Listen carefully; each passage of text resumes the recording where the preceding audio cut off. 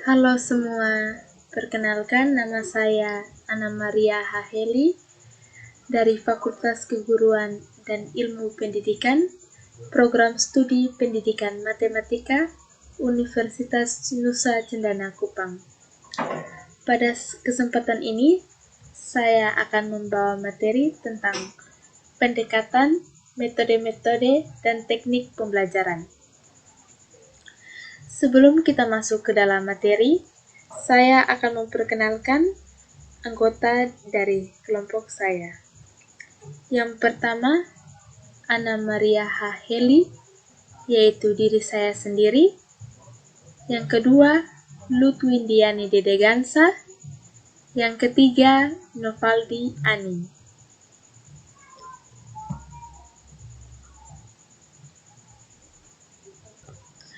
Dalam materi pendekatan, metode-metode, dan teknik pembelajaran ini, hal-hal yang akan kita bahas dalam materi ini yaitu tentang pendekatan dalam pembelajaran, metode-metode dalam pembelajaran, teknik dalam pembelajaran, dan perbedaan pendekatan, metode, dan teknik dalam pembelajaran. Pertama, kita akan membahas tentang pendekatan pembelajaran.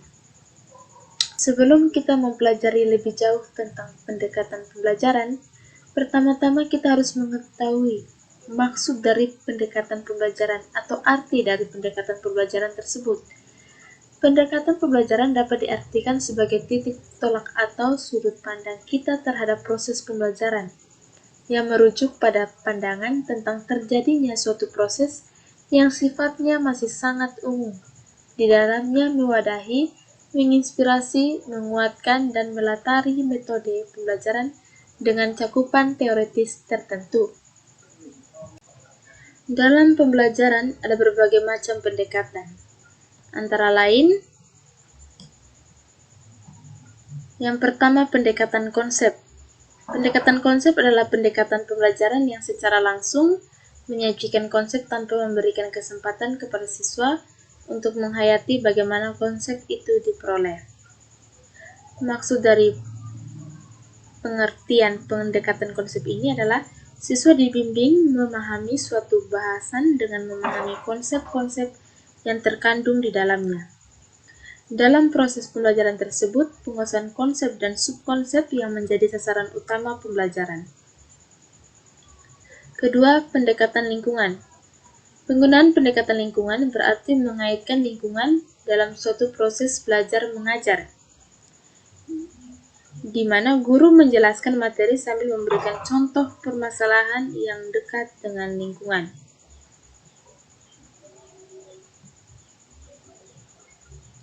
Ketiga, pendekatan inquiry. Melakukan pembelajaran dengan menggunakan pendekatan inquiry berarti membelajarkan siswa untuk mengendalikan situasi yang dihadapi ketika berhubungan dengan dunia fisik, yaitu dengan menggunakan teknik yang digunakan oleh para ahli penelitian. Jadi guru merencanakan situasi sedemikian rupa sehingga siswa didorong untuk menggunakan prosedur yang digunakan para ahli penelitian untuk mengenal masalah, mengajukan pertanyaan, mengemukakan langkah-langkah penelitian, dan penjelasan yang menunjang pengalaman. Keempat, pendekatan proses. Pendekatan proses adalah suatu pendekatan pengajaran memberikan kesempatan kepada siswa untuk ikut menghayati proses penemuan atau penyusunan suatu konsep sebagai suatu keterampilan proses. Kelima, pendekatan heuristik. Kata heuristik berasal dari bahasa Yunani yaitu heuristik, yang berarti saya menemukan. Heuristik semacam fakta psikologis yang muncul sebagai kodrat manusia yang memiliki nafsu untuk menyelidiki sejak bayi. Metode heuristik ini dipopulerkan oleh Profesor Armstrong pada abad ke-19. Menurut metode ini, peserta didik sendiri yang harus menemukan fakta ilmu pengetahuan.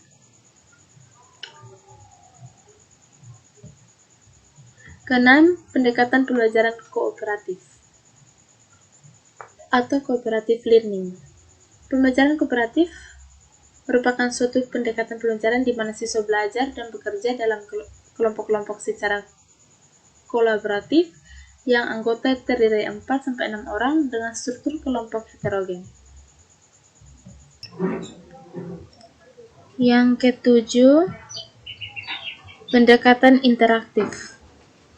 Dikenal juga sebagai pendekatan pertanyaan anak.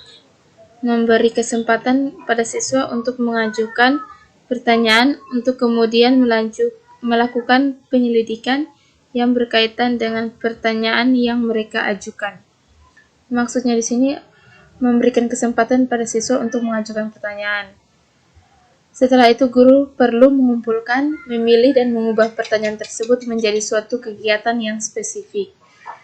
Kemudian melakukan penyelidikan yang berkaitan dengan pertanyaan yang mereka ajukan. Kedelapan, pendekatan pemecahan masalah. Pendekatan pemecahan masalah berangkat dari masalah yang harus dipecahkan melalui praktikum atau pengamatan. Dalam pendekatan pemecahan masalah ini ada dua versi. Versi yang pertama, siswa dapat saja menerima saran tentang prosedur yang digunakan, cara mengumpulkan data, dan menyusun serangkaian pertanyaan yang mengarah ke pemecahan masalah. Dalam versi kedua, hanya masalah yang dimunculkan, siswa yang merancang pemecahannya sendiri. Guru berperan hanya dalam menyediakan bahan dan membantu memberi petunjuk. Jadi guru memberikan kesempatan pada siswa untuk dapat memecahkan permasalahan melalui praktikum atau pengamatan.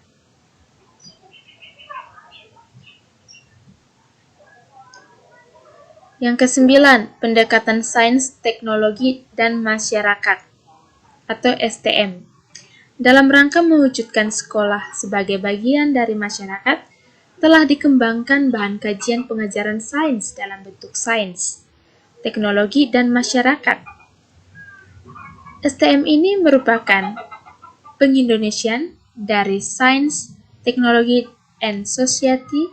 Dalam pengajaran sains, siswa tidak hanya mempelajari konsep-konsep sains, tetapi juga diperkenalkan pada aspek teknologi dan bagaimana teknologi itu berperan di masyarakat.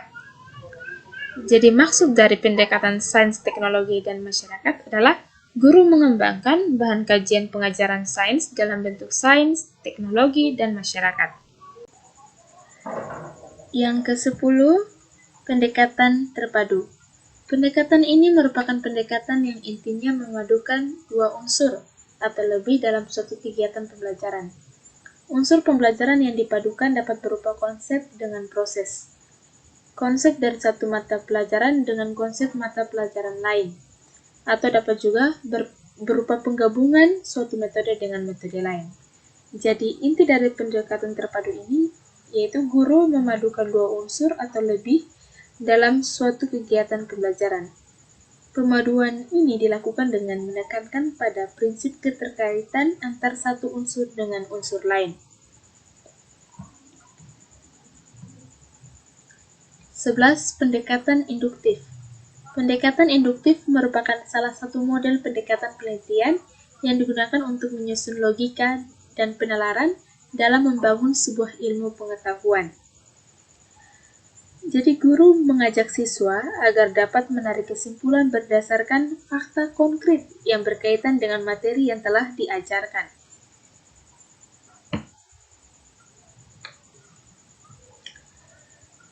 Ke-12, pendekatan pembelajaran berbasis kompetensi. Fokus pelaksanaan pembelajaran ini antara lain, yang pertama, kegiatan pembelajaran adalah penguasaan kompetensi oleh peserta. Kedua, proses pembelajaran harus memiliki kesepadanan dengan kondisi di mana kompetensi tersebut akan digunakan. Ketiga, aktivitas pembelajaran bersifat perseorangan, antara satu peserta dengan peserta lain tidak ada ketergantungan. 4. Harus tersedia program pengayaan bagi peserta yang lebih cepat dan program perbaikan atau remedial bagi peserta yang lebih lamban. Maksud dari Penjelasan pendekatan pembelajaran berbasis kompetensi ini maksudnya dalam kegiatan pembelajaran, guru harus memperhatikan penguasaan kompetensi oleh siswa. Guru harus menyesuaikan proses pembelajaran dengan kondisi di mana kompetensi tersebut akan digunakan. Serta guru menyediakan program pengayaan bagi peserta yang lebih cepat dan program perbaikan bagi peserta yang lebih lamban.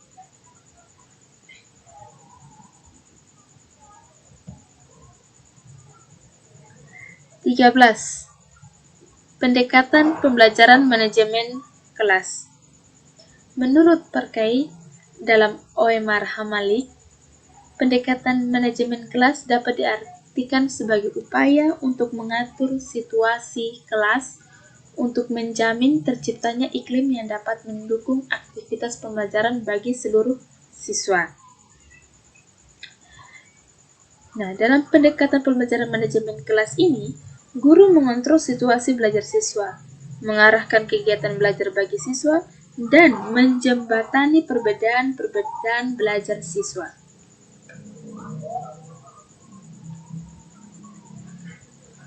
Ke-14, pendekatan pembelajaran berdasarkan individual. Pembelajaran di mana komponen-komponen dalam sistem pembelajaran disesuaikan dengan perbedaan individual, baik perbedaan individual secara vertikal maupun perbedaan individual secara horizontal. Siswa bebas belajar sesuai dengan karakteristiknya, bakat, dan minatnya. Jadi, pendekatan pembelajaran berdasarkan individual ini maksudnya menyesuaikan sistem pembelajaran dengan perbedaan individual siswa.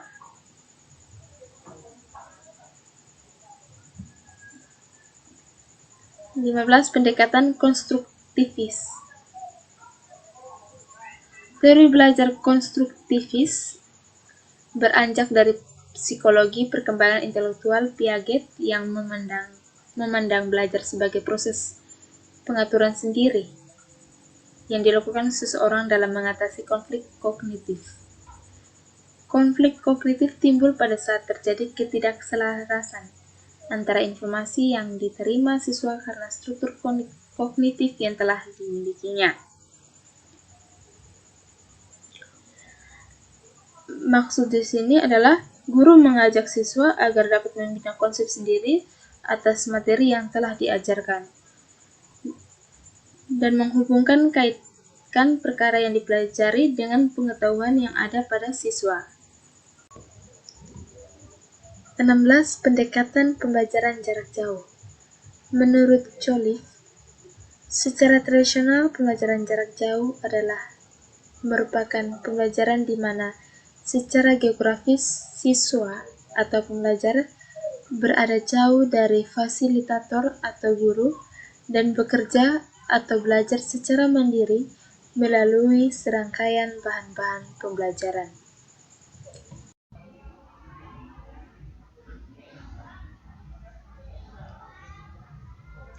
B.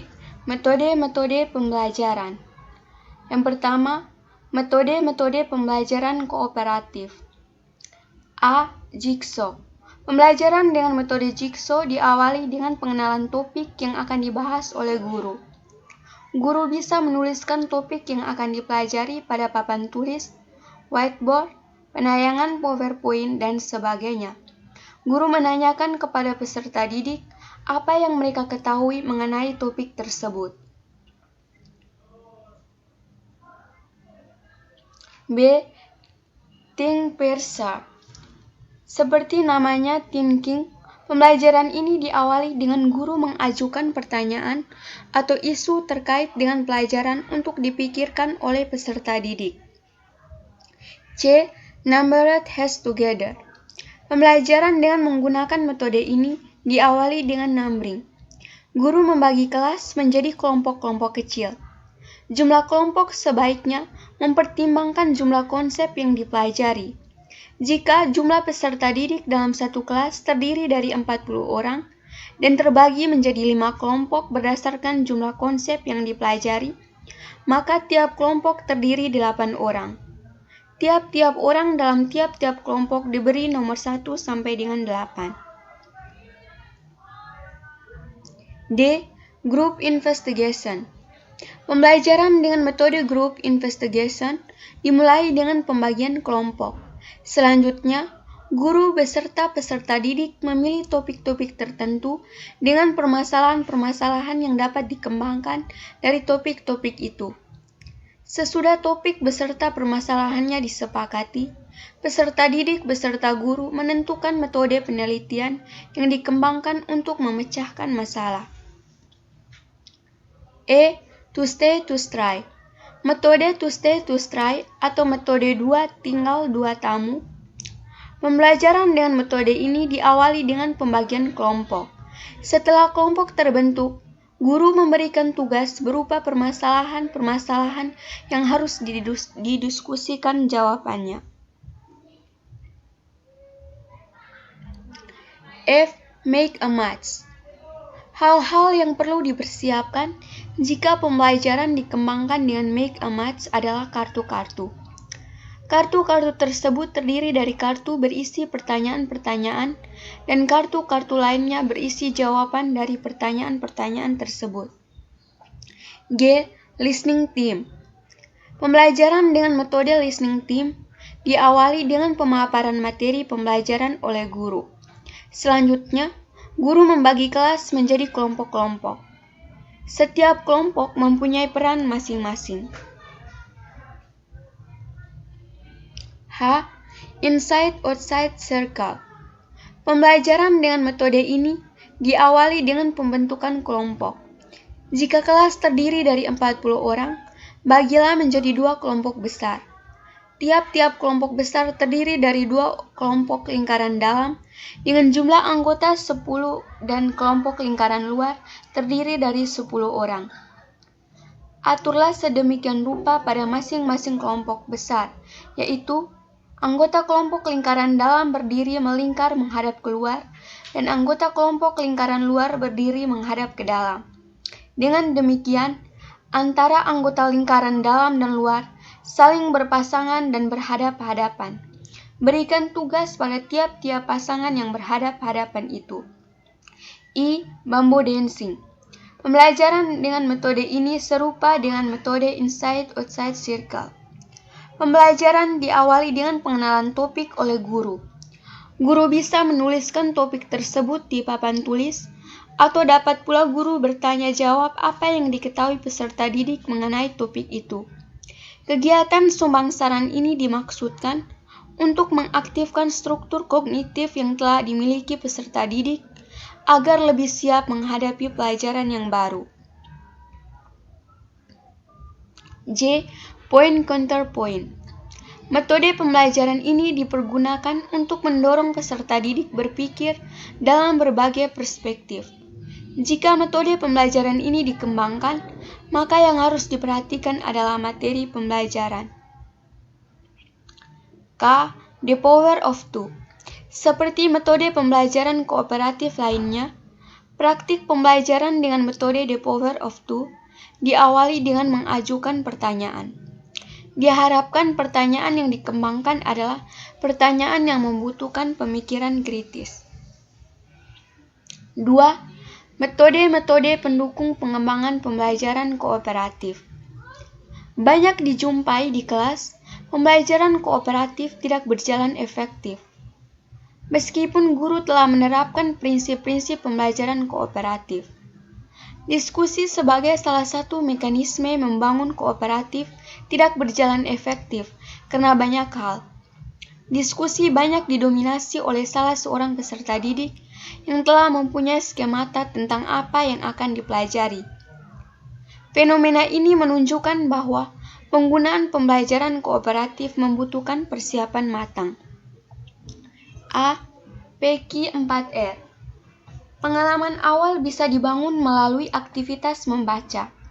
Dengan kegiatan ini, peserta didik akan memiliki stock of knowledge. Salah satu metode yang dapat dikembangkan agar membaca efektif adalah PQ 4R. Kegiatan ini diawali dengan P yang berarti preview.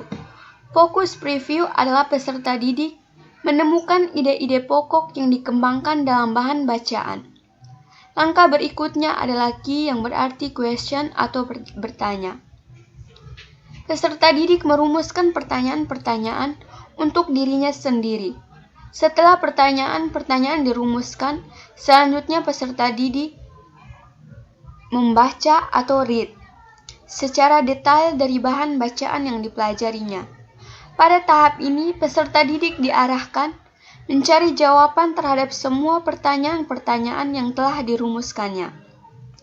Selama membaca, peserta didik harus melakukan refleksi. Recite adalah langkah berikutnya. Pada tahap ini, peserta didik diminta merenungkan kembali informasi yang telah dipelajari. Terpenting pada tahap ini, peserta didik mampu merumuskan kesimpulan sebagai jawaban dari pertanyaan-pertanyaan yang telah diajukannya. Langkah tersebut dinamakan review. B. Guided note-taking.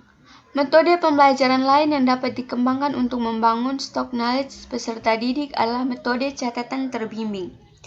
Metode catatan terbimbing dikembangkan agar metode ceramah yang dibawakan guru mendapat perhatian siswa. C. Snowball drilling. Metode ini dikembangkan untuk menguatkan pengetahuan yang diperoleh peserta didik dari membaca bahan-bahan bacaan. Dalam penerapan metode snowball drilling, peran guru adalah mempersiapkan paket soal-soal pilihan ganda dan dengan cara menunjuk atau mengundi untuk mendapatkan seorang peserta didik yang akan menjawab soal. D. Concept mapping. Cara lain untuk menguatkan pengetahuan dan pemahaman peserta didik terhadap bahan-bahan yang telah dibacanya adalah metode pembelajaran peta konsep. Hal-hal yang perlu dipersiapkan adalah potongan kartu-kartu yang bertuliskan konsep-konsep utama. Selanjutnya, guru membagikan potongan-potongan kartu yang telah bertuliskan konsep utama kepada para peserta didik. E. Giving question and getting answer. Metode ini dikembangkan untuk melatih peserta didik memiliki kemampuan dan keterampilan bertanya dan menjawab pertanyaan.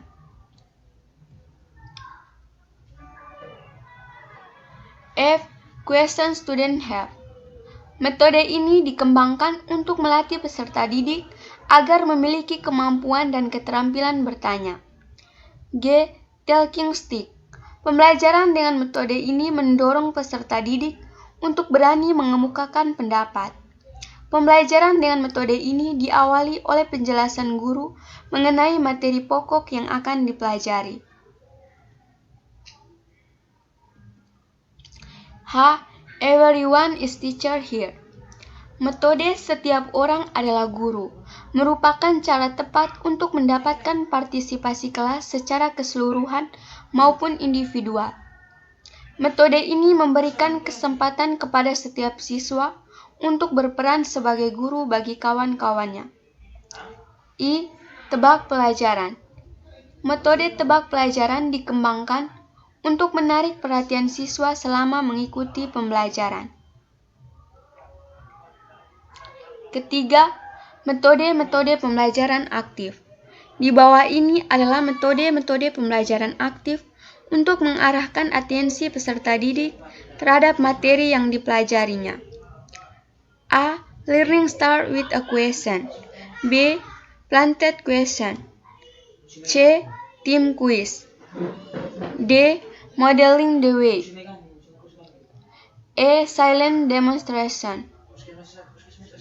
F. Practice rehearsal pairs.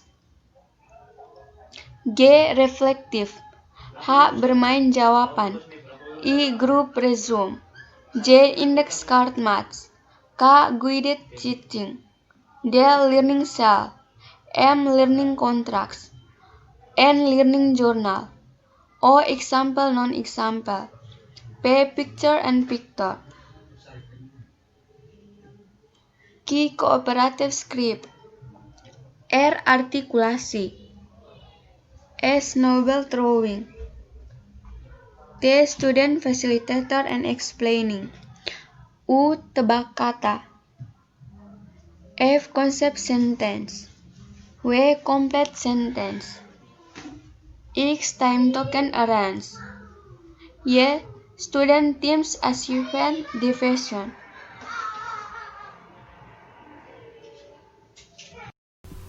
Ya, teknik-teknik dalam pembelajaran. Yang pertama yang harus kita ketahui yaitu apa sih pengertian dari teknik itu sendiri. Nah, teknik adalah cara sistematis dalam mengerjakan sesuatu. Nah, teknik merupakan suatu kiat. Teknik di sini merupakan suatu kiat atau penemuan yang digunakan untuk menyelesaikan serta menyempurnakan suatu tujuan yang langsung. Teknik harus konsisten dengan metode. Nah, metode di sini kita sudah belajar, sudah diajarkan oleh teman saya sebelumnya tentang metode-metode dalam pembelajaran matematika. Nah, oleh karena itu teknik harus selaras atau serasi dengan pendekatan juga. Nah, kemampuan pendidik sangat menentukan dan memilih teknik pembelajaran yang akan digunakan agar tujuan pembelajaran dapat tercapai secara maksimal. Nah, jika seorang pendidik mempunyai keterbatasan dalam pengetahuan dan penguasaan akan materi ataupun dalam pengajarannya mengenai disiplin ilmu sangat minim, nah sudah tentu ia akan terus berkutat atau berkutat di sini artinya sibuk memikirkan yang lain dengan teknik yang sama tanpa variasi. Nah, dengan demikian pembelajaran akan terkesan monoton atau biasa-biasa saja dan bahkan bisa membosankan bagi para pendengar atau para siswa-siswanya. Nah, oleh karena itu sangat penting bagi seorang pendidik untuk membuat teknik pembelajaran yang bervariasi untuk mencegah siswa merasa bosan terhadap pembelajaran yang sudah berlangsung. Nah, setiap teknik mempunyai kekurangan dan kelebihannya masing-masing. Oleh karenanya, dalam hal ini seorang pendidik perlu untuk mengkaji teknik-teknik pembelajaran yang sesuai dan memilih strategi yang memberikan peluang paling banyak bagi peserta didik untuk terlibat aktif dalam proses pencapaian tujuan pembelajaran atau kompetensi tertentu. Nah, yang kedua yang harus kita ketahui yaitu macam-macam teknik dalam pembelajaran matematika. Nah, matematika yang kita tahu adalah suatu pelajaran yang selama ini dari SD hingga sampai kuliah sekarang selalu dianggap sulit. Nah, hal tersebut karena pelajaran yang termasuk dalam ilmu eksak ini bersifat abstrak sehingga perlu pemikiran yang lebih mendalam untuk dapat memahaminya. Ilmu eksak di sini adalah ilmu yang pasti ya. Ilmu yang pasti ini bersifat abstrak sehingga butuh pemikiran yang lebih mendalam untuk dapat memahaminya, pikiran ya logika begitu. Nah, karena itu seorang tenaga pendidik memerlukan teknik atau cara yang baik ketika menyampaikan materi pembelajaran matematika ini pada peserta. Nah, ada beberapa materi, ada beberapa macam-macam teknik pembelajaran yang akan kita pelajari, ya mungkin empat teknik pembelajaran. Nah, yang pertama adalah teknik Jigsaw atau teknik pembelajaran secara langsung. Nah, seorang tenaga pendidik haruslah menyadari bahwa materi pembelajaran yang mereka ajarkan bukanlah suatu konkret, melainkan sebuah pembelajaran yang abstrak yang menuntut banyak pemahaman bagi para peserta didik. Untuk itu, maka pembelajaran pertama yang dapat diberikan adalah dengan teknik pembelajaran langsung. Nah, teknik yang kedua yaitu teknik problem solving. Nah, untuk memberikan pembelajaran matematika kepada para peserta didik, maka seorang tenaga pendidik dapat menggunakan teknik pembelajaran yang berorientasi pada problem solving atau pemecahan masalah. Nah, teknik problem solving sendiri dia merupakan suatu metode dalam suatu pembelajaran yang mengarah ke ranah kita untuk berpikir. Metode ini juga relevan dengan kehidupan dan juga merangsang kemampuan berpikir seorang siswa atau seorang peserta didik. Nah, yang ketiga adalah teknik pembelajaran kooperatif. Nah, teknik ini merupakan teknik pembelajaran yang lebih menekankan pada kerjasama yang terjalin antara peserta didik yang terlibat dalam kegiatan pembelajaran matematika.